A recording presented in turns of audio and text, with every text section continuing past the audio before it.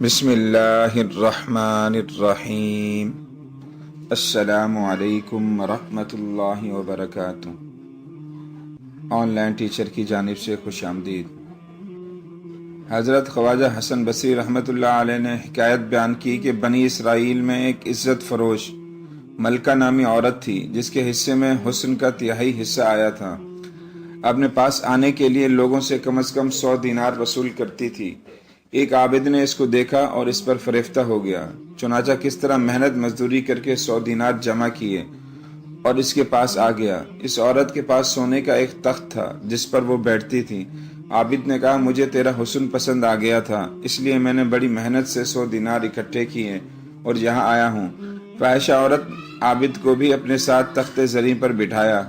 عابد کو اس وقت اچانک قیامت میں اللہ تعالیٰ کے روبرو کھڑا ہونا یاد آ گیا اور اس کا جسم تھر تھر کانپنے لگا اور بولا، مجھے جانے دو، یہ دینار تم لے لو کیونکہ میں یہ تمہارے لیے لے کر آیا ہوں۔ مگر عورت کہنے لگی، یکدم آخر تمہیں کیا ہو گیا؟ تم تو یہ کہتے تھے کہ میرا حسن تمہیں پسند آ گیا ہے اور اب بھاگ رہے ہو۔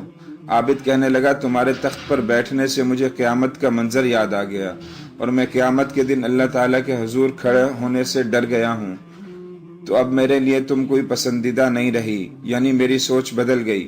مگر عورت کہنے لگی، اگر تم اپنی بات میں سچے ہو تو میں اب تمہارے سوا کسی کو شوہر نہیں بناؤں گی۔ مگر عابد کا دل نہ مانا، وہ مسلسل کہتا رہا کہ خدا کے لیے اب مجھے جہاں سے جانے دو۔ آخر عورت بولی، ٹھیک ہے جاؤ، مگر مجھ سے نکاح کا وعدہ کرتے جاؤ۔ پھر عابد نے کہا، اگر اللہ چاہے گا تو وہ ہوگا۔ پھر سر پر چادر اوڑھ کر وہاں سے روانہ ہو گیا۔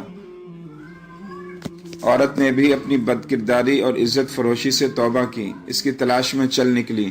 عابد کے شہر میں پہنچ کر اسے تلاش کیا اور کس طرح اسے خبر بھجوائی کہ ملکہ تم سے ملنے آئی ہے۔ عابد نے جب یہ سنا تو چیخ مار کر گرا اور جان دے دی۔